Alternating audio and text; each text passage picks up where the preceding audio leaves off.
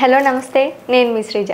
ప్రస్తుతం మనతో పాటు ప్రముఖ వేదిక ఆస్ట్రాలజర్ సురేష్ గారు ఉన్నారు. ఆయనతో మాట్లాడదాం. నమస్తే సురేష్ గారు. నమస్కారం అండి శ్రీజ గారు. సార్, ఇప్పుడు అక్టోబర్ మాసాన్ని మనం చూసుకున్నట్లయితే ధనుసు రాశి వారికి ఏ విధంగా ఉండబోతుంది అంటారు? వాళ్ళు ఏ విషయాల్లో జాగ్రత్తలు వహించాలంటారు? ధనుసు రాశి మనం చూసుకుంటే అక్టోబర్ మంత్ 2024 మాసానికి సంబంధించి చూసే ముందు యాక్చువల్గా ఈ అక్టోబర్ మంత్కి చాలా విశిష్టత ఉంది. ఎందుకంటే అక్టోబర్ నుంచి మనకి ఆశ్వేజ మాసం స్టార్ట్ అవుతుంది. ఆశ్వేజ మాసం అనగానే మనకు అందరికీ పాపులర్గా గుర్తొచ్చేది దేవీ నవరాత్రులు, దసరా పండుగ, పిల్లలకి అలానే స్కూల్ హాలిడేస్, దసరా వెకేషన్స్, తర్వాత అందరూ ఊళ్ళకి వెళ్ళటము, అక్కడ సరదాగా చుట్టాలతో కలవటం ఉంటుంది. అంతేకాకుండా అక్కడ నుంచి మనకి కంటిన్యూస్గా మనకి ధనత్రయోదశి, తర్వాత నరక చతుర్దశి, దీపావళి పండుగలన్నీ ఆశ్వేజ మాసంలోనే ఉన్నాయని చెప్పేసి మనకి తెలుసు. సో ఇలాంటి ఒక విశిష్టమైన మంత్ అక్టోబర్ మంత్ కనుక మనం కనుక చూస్తుంటే ధనుసు రాశి వ్యవధి కనుక మనం చూద్దాం. ఫస్ట్ ధనుసు రాశి కనుక మనం కంపేర్ చేస్తే వాళ్ళకి మూలా నక్షత్రం 1, 2, 3, 4 పాదాలు వస్తాయి. తర్వాత పూర్వాషాఢ 1, 2, 3, 4 పాదాలు, తర్వాత ఉత్తరాషాఢ 1 పాదం కలిపి వీళ్ళందరూ ధనుసు రాశిలో వస్తారని మనం చెప్పుకోవాలన్నమాట. అయితే పేరు బలం కనుక మనం చూసుకుంటే యో, ఏ, యో, బా, బీ, భూ, దా, భా, దా, భే ఈ అక్షరాలు లేదంటే మోరార్లాస్ ఈ సౌండ్ ఉన్న అక్షరాలంతా కలిపి కూడాను మనకి ధనుసు రాశి కింద వస్తారని చెప్పుకోవాలన్నమాట. సహజంగా ధనుసు రాశి వాళ్ళు చాలా ధైర్యంగా ఉంటారు, అగ్నితత్వం కలిగి ఉంటారు, వీళ్ళు అందంగా ఉంటారు, ప్రకాశవంతమైన కనులు కలిగి తర్వాత జన్మించిన వారు సౌమ్యమైన శరీరం కలిగి ఉన్నారని చెప్పేసి లక్షణాలు చెప్తారనమాట వాళ్ళకి. వీళ్ళకి గ్రహ సంచారం కనుక చూసుకుంటే అక్టోబర్ మంత్లో ఎలా ఉంటుందంటే సూర్యుడు వచ్చేటప్పుడు తులాలో మూవ్ అవుతూ ఉన్నారు 17వ తారీఖున. తర్వాత బుధుడు వచ్చేప్పటికి 10వ తారీఖున తులారాశిలో సూర్యుడితో పాటు సూర్యుడి కంటే ముందెళ్తూ ఉంటారు. తర్వాత శుక్రుడు వచ్చేటప్పటికి వృశ్చిక రాశిలోకి 13వ తారీఖున, తర్వాత కుజుడు కర్కాటక రాశిలో 20వ తారీఖున సంచారం ఉంది. ఈ సంచారం వల్ల ఈ గ్రహాలు ఎంటర్ అయిన తర్వాత ఆ రాశుల వారికి తర్వాత గోచార రీత్యా కొన్ని రకాలైన మార్పులు వాళ్ళ జీవితంలో చోటు చేసుకునే అవకాశం ఎక్కువగా ఉంది. అదేంటో మనం చూద్దాం.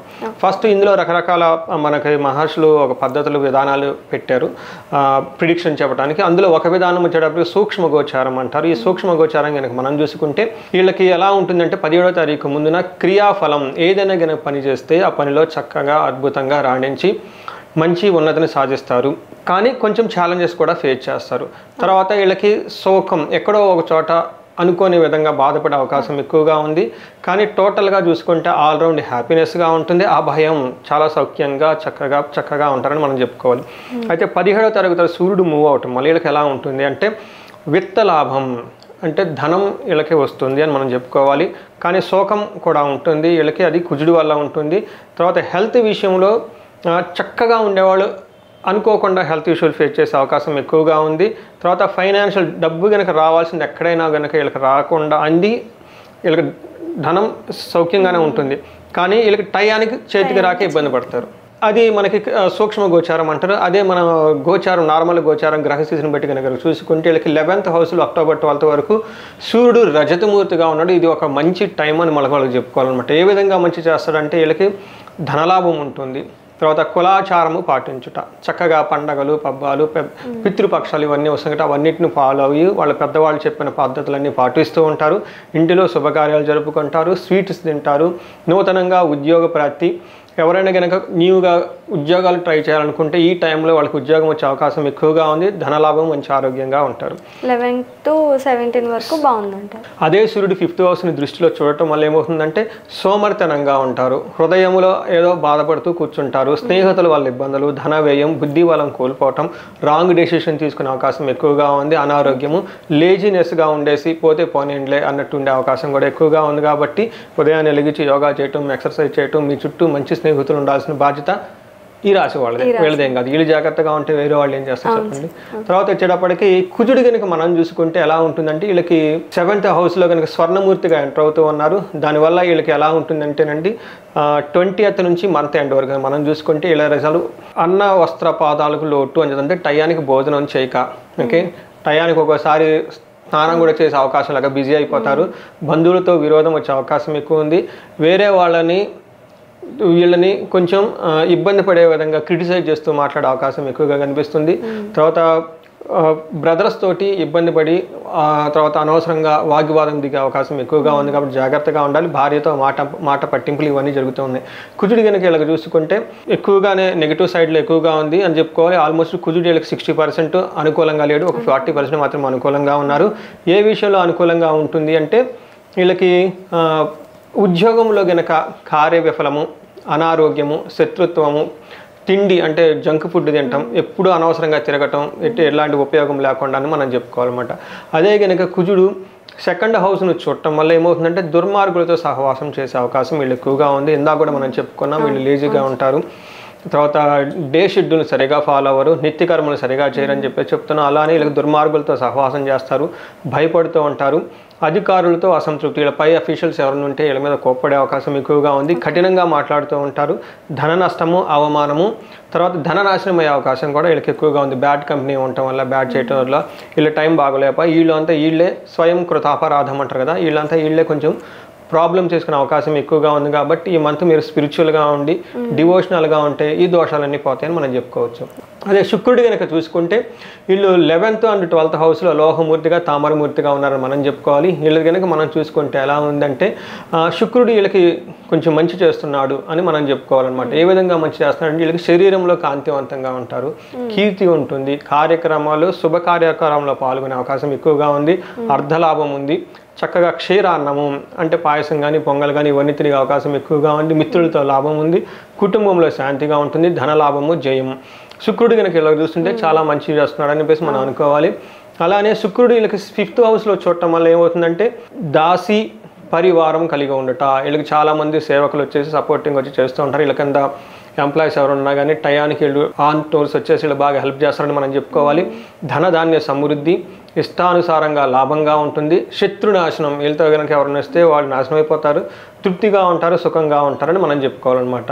ఈ విధంగా వచ్చేటప్పుడు వీళ్ళకి 5th హౌస్ 6th హౌస్లో కూడా ఉండటం వల్ల కొంచెం శుక్రుడు అటు ఇటు ఎక్కువగా మూవ్ అవుతూ ఉన్నాడు అనమాట. చాలా ఫాస్ట్ 11th నుంచి 12th అలా రావటం వల్ల ఏమైందంటే ఇంత ఇచ్చిన శుక్రుడు కొన్ని విషయాల్లో కొంచెం వీళ్ళకి ఇబ్బంది పెట్టే అవకాశం ఉంది, వృధా ప్రయాణాలు చేస్తారు. అందుకని ప్రయాణాలు ఈ పండగ సమయంలో అనవసరంగా చేయటం వేస్ట్. కాబట్టి వృధా ప్రయాసాలకు గురి కాకుండా చక్కగా మీకు ఇంట్లో ఉండి ఎక్కువగా రిస్క్ తీసుకోకుండా పనులు చేసుకుంటే చాలా బాగుంటుంది, అవమానం ఉంటుంది, శత్రుపీడలు కూడా అవకాశం ఎక్కువగా ఉందని చెప్పుకోవాలన్నమాట. ఈ విధంగా మనకి వీళ్ళకి శుక్రుడు వచ్చేటప్పటికి ఎక్కువగా మంచిని చేస్తూ కొన్ని విషయాలు ఇబ్బంది పెట్టే అవకాశం కూడా మనకు బయటికి వెళ్ళకుండా ఇంట్లోనే ఉంటే కొంచెం మంచిదంట. కరెక్ట్. సో మనం నక్షత్ర ప్రకారం ఇది ఇంకొక వెరైటీ ఆఫ్ చెప్పే జ్యోతిష శాస్త్రం చెప్పారు మనకు ప్రిడిక్షన్ ఇచ్చేటప్పుడు. ఇందులో వచ్చేప్పటికి అంగగోచారం అంటారు, ఇది కూడా మన మహర్షులు ఇచ్చారు. నక్షత్రం ప్రకారం మనం చూసుకుంటాం. నక్షత్రం ప్రకారం మనం చూసుకుంటే మూలా నక్షత్రం వాళ్ళకి ఎలా ఉంటుందంటే వీళ్ళకి ఎక్కువగా శుభకార్యాల్లో పార్టిసిపేట్ చేసి చక్కగా హ్యాపీగా ఖుషీగా ఉండే అవకాశం ఎక్కువగా ఉంది. 14th నుంచి 22 నుంచి మంత్ ఎండ్ వరకు వీళ్ళకి మీరు బుధుడు వల్ల సౌఖ్యంగా ఉంటారు, చాలా చక్కగా ఉంటారని చెప్పుకోవాలి. అయితే శుక్రుడు ఉండటం వల్ల అనుకున్న పనులు అనుకున్న కాకుండా నాశనమయ్యే అవకాశం ఎక్కువ ఉంది. అంటే మీకు ఏదో ఒక ఆలోచన, ఒక ప్లానింగ్ ఏదో ఉంటే అది సరిగ్గా ఇంప్లిమెంట్ అవ్వక దాని రిజల్ట్ రాక అది ఆ కార్యక్రమం నాశనమయ్యే అవకాశం ఎక్కువగా ఉంది. కానీ శారీరకంగా కూడా కొంచెం కేర్ఫుల్గా ఉండాలి. అయితే 2 విషయాల్లో వీళ్ళకి అద్భుతంగా కనిపిస్తుంది. అదేంటంటే వీళ్ళకి ఎంత చేసినా కానీ ఫైనల్గా వీళ్ళకి లాభం ఉంటుంది మంత్ అంతా. సో అది మనకి మూలా నక్షత్రం వాళ్ళు చూసుకోవాలి.